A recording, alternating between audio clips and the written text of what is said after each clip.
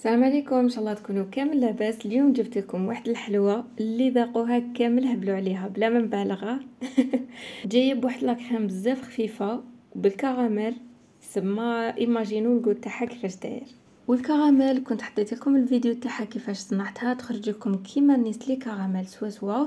درتها بلا شوكولا بلا نشا بلا الكريم فريش، هادو العفايس كامل ما فيهاش، وتقدر تحكم لكم حتى 6 شهور ولا اكثر. المهم اول حاجه نروحوا للعجينه تاعنا، واللي رايحين نحتاجو فيها 250 غرام مارغرين ولا زبده، 2 حبات بيض، 3 ملاعق كبار زيت، وملعقه صغيره فانيليا. نخلطوا كل شيء مع بعض بالباتور حتى يتجانس الخليط. ولي جا مانيش نشوفهم هكذا تتفرجوا برك، ما كان ني جا مني كومونتير، ما تشجعوني والو. يلا خلوا لي جا من الشابات تاعكم وكومونتير ونكملوا. هنا بعد ما خلطت غير شويه ماشي بزاف، نروح نزيد السكر، نص كاس تاع سكر رطب. هنا كيما راكم تشوفوا انا ما درتش نص كاس سوا، كنت نقصت منه واحد الملعقه ونصف هكذاك تاع سكر رطب، باسكو من بعد راح نزيد كاكاو. مي انا ما كانتش عندي، في الدقيقه التاليه لقيت ما كانش عندي، درت هذيك الشوكولا البودغ تاع الحليب. سما راكم عارفينها تجي سكري، سما لازم نقصوا شويه حلاوه. نقصت من السكر كلاص ودرت هذيك البودغ. هنا كيما شفتوني غير بلت هذاك السكر بما يبقى لناش هذوك الحبيبات. وهنا نسيت نخلط غير قبل ما نشعل الباتور، نخلط غير هكذا باش ما يطيرش هذاك السكر كلاص، ونخلطهم مليح مليح، نعطيلهم وقتهم هكذا حتى يولي لي القوام كريمي. راكم نورمالمون شفتوا الفرق، كانت صفرة رجعت بيضة، لازم القوام يولي هكذا ولا لا كولور تولي هكذا. هنا خلاص كملنا بالباتور. جبت 3 ملاعق كبار تاع تويسكو، في الاول درت 2 ملاعق مي راكم عارفين لا كولور تاعها تجي بزاف كلاغ، سي بور سا زدت لها ملعقه من بعد. مي نتوما كي ديروا الكاكاو المر لازم ديروا ملعقتين برك يكفو، باسكو لا كولور تاعها تجي شابه. مي هذه كيما قلت لكم تجي بزاف كلاغ، على هذا زدت ملعقه من بعد.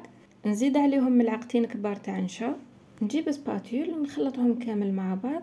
وهنا كيما قلت لكم في الاول كنت درت 2 مغارف برك تاع تويسكو، بعد جاتني لا كولور بزاف كلاغ، مع نزيد لها الفارينه راكم عارفين تزيد تكلاغسا، اما لازت لها ملعقه كبيره تاع تويسكو. وهنا ولات تجي واحد الريحه ما نحكي لكمش تهبل. ومن بعد هنا بعد ما خلطنا كل شيء مع بعض نزيدو الفارينه. هنا درت عيني ميزاني باسكو كل واحد الفارينه تاعو، انا استخدمت ماما. وزدت لها كيس تاع خميره الحلويات، نغربلو كلش مع بعض. والفارينه ما تقلقوش فيها كيما كامل الحلويات، نبقاو نضيفو غير بالعقل، باسكو راكم عارفين الفارينه تغلب بشويه.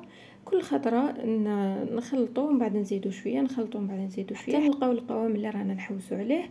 العجينه تاعنا ما تكونش طريه بزاف حتى ما نقدروش نتحكموا فيها، وما تكونش ناشفه حتى تولي حطبه، هي تجي طريه كيما لي صابلي وكامل اسمها بلا ما نزيد نشرح. هنا خلاص بعد ما وصلنا للقوام اللي رانا محتاجينه، نغطوها بالبابي فيلم وتخلوها ترتاح ولا تخدموها فم كيما تبغوا، شوفوا اللي تساعدكم. مي هي لي غاتو كامل لو كان تخليهم يرتاحوا مثلا ساعه ولا 2 سوايع في الثلاجه احسن. انا هنا صراحه ما خليتوش يرتاح، بصح لازم تغطوه باش ما تنشف لكمش العجينه تاعكم. هنا ديت شويه من العجينه اللي كنا درناها، درتها في وسط الساشي، كنت فتحت ساشي و هكذا باش ما تلصقليش، ما نبقاش نزيد في الفارينه وتزيد تنشف لي العجينه تاعي.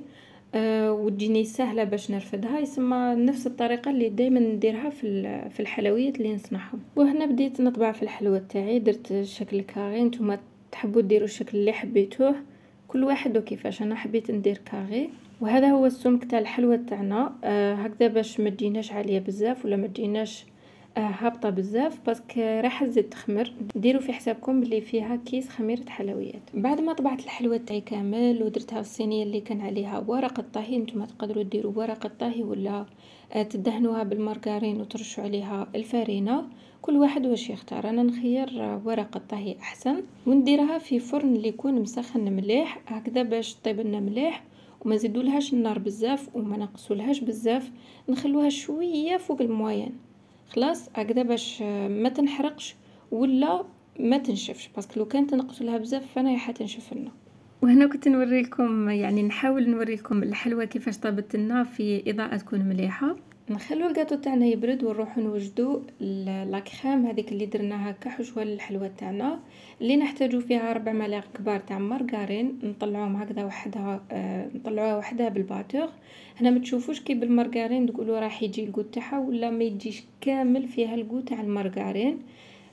بعد ما نطلعوها هكذا وحدها مليح مليح حتى تولي تبيض لنا هذيك المارغرين، نروحو نزيدو عليها ملعقتين كبار تاع غبرة شونتيي، وزيدو عليهم ملعقتين كبار تاع سكر رطب، انا كنت نسيتو من بعد ضفتو. وكيما العاده نحركو هكذا الباتور وحدو قبل ما نشعلو هكذا باش ما تطلعلناش هذيك الغبره. ومن بعد نطلعوها مليح حتى تحسوها باللي بدات تخفاف، وزيدي ضاعف الحجم تاعها باسكو فيها غبره شونتيي.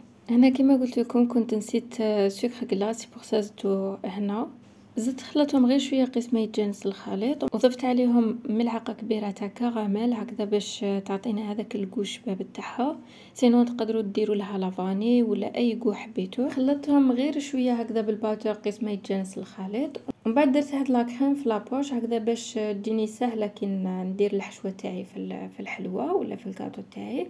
وزدت درت هذيك الكراميل في لابوش كيف باش تخرج مفينيه مليح وتعاونني في الخدمه. سينو تقدروا ديروا بالمغرف عادي، مي لا فينيسيون تخرج تاع لابوش خير. وهنا نقصوا شويه من لي بوش تاعنا من تحت، مي انا كبرت شويه الفتحه. لو كان تصغروها شويه على انا واش درت يعني تهبطوا خير. المهم هنا نجيبوا الحلوى ولا الكاطو تاعنا نديروا فيه ندوروا عليه هذيك لاكريم اللي كنا صنعناها بالمارغرين وكامل، نحاولوا نديروا هكذا في الحواف وفي الوسط نديروا الكراميل. وما تخافوش سوا هذيك لاكريم اللي صنعناها ولا الكراميل اي راح تكفيكم تكمل لكم كامل الحلوى تاعكم وتزايد. ونجيبوا الحبه الزوجه تاع الكاطو هكذا نضغطوا عليها غير شويه ماشي بزاف، ونجيبوا المغرف هكذا نطالوها باش تجي مفينيه مليح.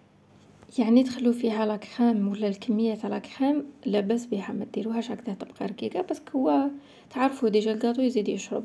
هنا كنت ستفت كامل الحبات هكذا باش تجيني الخدمه سهله، ما نبقاش نرفد كل حبه وحدها.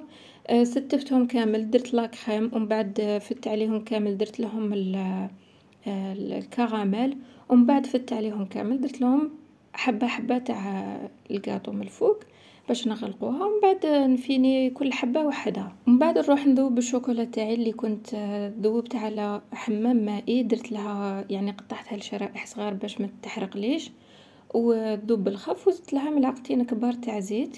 هنا والله ما نكذب عليكم ما درتش بالميزان، بالك درت واحد 3 مورسو تاع دادا قطعتهم كيما قلت لكم شرائح صغار، ودرت لهم ملعقتين تاع زيت ذوبتهم. ومن بعد ما درتهاش هكذاك سخونه خليتها شويه هكذا واحد دقيقه ولا زوج مور ما نحيتها من النار، وبديت نقلاصي في الكاطو تاعي.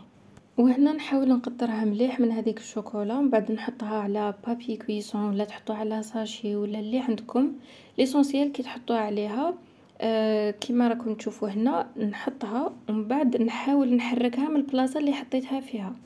وهذه الطريقة تعودوها مع كامل الحبات اللي ديروا لهم الشوكولا. وبالنسبة للتزيين طبعا اختياري، انا زينتها بهذوك الورود الحمراء والورد الباج، وزينتها بالورق الذهبي.